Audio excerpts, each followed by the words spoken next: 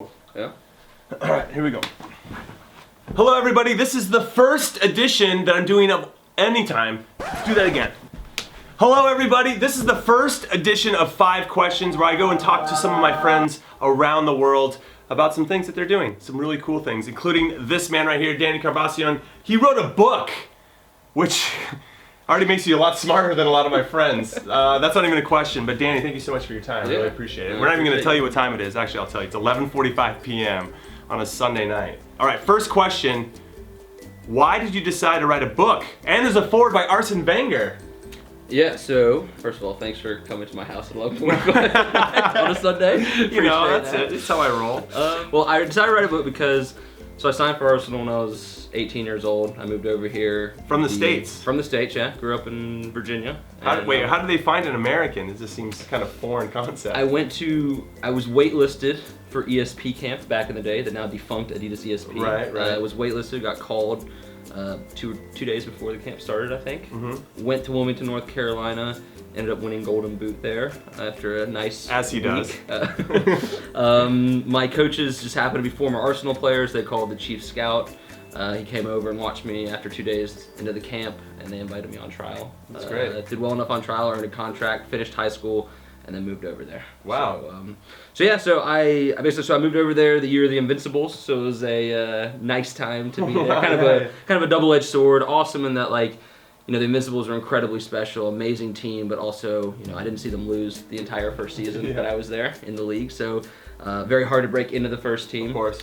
Basically going back to the book, I wanted to. After that, I went to Burnley. Spent some time at Burnley. I ended up getting injured at 22. A doctor told me that if I wanted to walk by the time I was 30, that I should hang up my boots. Whoa! Which was a very tough pill to swallow, as you can probably imagine. I mean, how many doctors did you talk to before? I mean, 'cause you can't believe that first yeah, one. of course, listen, I get it. I appreciate your thoughts and concerns for my life. Yeah. But I'm gonna go talk to somebody else. You quack. Yeah. You know. Exactly. You don't know what the hell you're talking about. Exactly. Well, the worst thing was in the actual doctor's appointment, he said, so I've got some good news and some bad news. The good news is that there's nothing actually structurally wrong, like with your knee, in terms of like your cartilage, your ligaments and all that. So I'm like, oh, okay, well, I don't even know what the bad news is going to be. But as a 22-year-old, as a soccer player in general, you're like, I didn't tear my meniscus or any ligament, I'm fine. He said, but your joint's knackered. Those are his exact words. Your joint is knackered. And if you want to walk when you're 30, then you should probably hang up your boots. And so, is this hereditary? Have they figured that out? No, I'd had 3 meniscal operations up to that point. I had very little kind of meniscus left. And the last tackle that I had at Arsenal, the last surgery I had, my 2 bones had like hit basically and caused quite a bit of joint damage. I ended up signing for Burnley after that and played a little bit as well, but my knee was just was knackered. That's it. So wow, 22. So 22, yeah. That's one big door shutting, and now what do you do at that point? So I moved home. Like, you have to be depressed at that point. I was very depressed. Also, would you like me to look at the camera, or would you like me to look at you? This can go in. I don't mind. You can do both. Okay. Yeah, if you want to address. I'll speak to you for any serious moments. I'll address you guys. It's better that way. So whenever I want to drive any point home, I'll just look directly at the camera. I'll make sure to zoom in the edit. So I moved home at 22, kind of determined actually to prove this doctor wrong. Right. And prevail and kind of rejuvenate my career. I wanted to play in MLS. Several clubs back home were interested in me, so I was determined to get fit again. It just didn't work. 6 months after like rehabbing, seeing a bunch of different doctors, I went to DC Unitas doctor. I went to a very good surgeon in Miami. My knee just wasn't really getting any better. So I made the decision to stop. Arsenal ended up calling me and hiring me as a scout shortly before my 23rd birthday, I believe. Wow. So you were still in contact with Arsenal throughout when you even went to Burnley and when back? I went to Burnley, yeah. I had a good I had a good relationship with the chief scout and other people at the club. And when I ended up hurting my knee and coming back, I ended up emailing the chief scout and saying, you know, like, thank you so much, you know, for giving me the opportunity to live my dream. Like, you know, it's over now, but I just wanted to say thank you for everything. And basically he was like, you know, all right, Danny, you know, we'll be in touch. And then several weeks later he said him and the boss, Arsene Wenger, had been speaking, and they'd like to bring me on as a scout in CONCACAF, basically, if I was interested. So I spent about 8 years, 7, 8 years full time, traveling around all CONCACAF, U.S., Mexico, Canada, the Caribbean, Central America, looking for players. And during that time, on planes and in hotels, I had enough time on my own to start putting my thoughts down, basically about, what it was like growing up in the States as a soccer player with aspirations of playing, at the highest level. Right. What it was like getting scouted, what it was like going on trial, what the day-to-day life is like. Because, I didn't know what I was getting into when I signed for Arsenal. I didn't know what it was like. And basically all that, what it's like having an agent, going on loan, like what loan. You talk about all that in here. All that in there, yeah. So and this is like an encyclopedia of how to become a professional. Well, I'd read so many books about like David Beckham, Patrick Vieira, Roy Keane, all these amazing books of the world's best players. Right. But they're the 0.001% of the world and what they experience as footballers. And as you know, there's so many other footballers, so many other experiences that people are going through.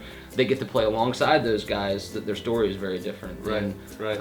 I just wanted to, I've always enjoyed writing, and I wanted to basically get it down. So.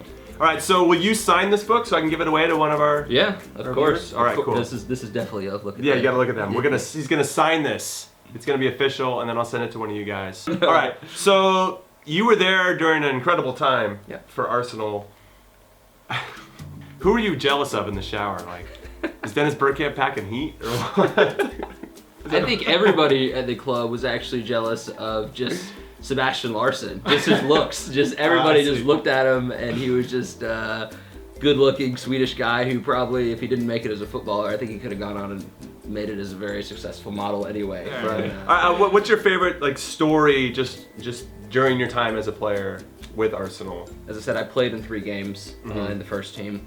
I came on as a sub on my debut against Manchester City away, and I ended up scoring the winner in the 92nd minute, that's what's up. Which was I don't know if anything taught you. You can just stop there. All right, we're done with this interview, everybody. It's fine. So after the game, I was on cloud 9. I was happy to make the squad to actually travel there. And I found out that morning, you know, so you don't even know the day before if you're actually traveling as a sub. So I found out that morning that I was traveling. So I'm ecstatic to know that I'm gonna get a jersey with my name on it. That's what I'm excited about. My mom's gonna be so proud of me. Second thing was I came on as a sub, so I'm like buzzing that I've made my debut now, and then obviously scoring the goal and it being the winner turns out to be an amazing feeling.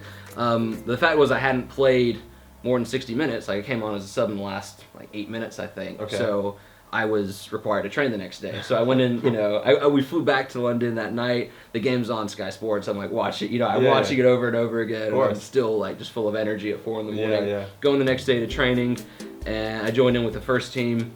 And Patrick Vieira, Thierry Henry, all these guys come over and they see me as I'm walking out, and Vieira's like, "Oh, Danny, you think football's so good, huh? You just come on, you score the winner. It's so easy for you, isn't it?" And whatever, I'm averaging a goal every 8 minutes. Exactly. Suck it, Patrick I'm like, Vieira. what is your goal per game average, Thierry? But yeah, that was just it was a really cool feeling, obviously, and all those guys they all knew. I mean, they. At the time, it's still, the Carling Cup, or the Capital One Cup as it's called now. Wenger likes to give, guys that are on the fringe a chance to play and make a name for themselves. So, actually, Robin van Persie made his debut that night, scored his first goal for Arsenal that night. But a lot of the stars, like Henry, Vieira, Bergkamp, Perez, all these guys were, left at home. But they all watched the game. They wanted to see who's representing the first team. They want to be out there anyway. So the next day when we came in, everybody knew, about what had happened the night before and everything. So it was quite a cool moment. That's really cool. I've never done anything as cool as that. Yes, you have. I mean, I scored against Mexico. Everybody knows about that. I replay that over. I did. Have you not seen that? I know. You know what? Let's roll the highlight. Roll the highlight. Thanks for sending me it. Roll the highlight. Sends it in, the header, and it's into the back of the net, and it's Jimmy Conrad. All right, Danny Carmacion, everybody, go buy his book. Thank you for your time. I think I asked you about 10 questions. No, it's great. Fine. So 5 questions plus 5. You're the man. Thanks so much, man. I appreciate it. Danny Carmacion, everyone. Thank you. Buy his book. Great story, by the way. Buy his book. Buy his book. There he is. Go buy his book.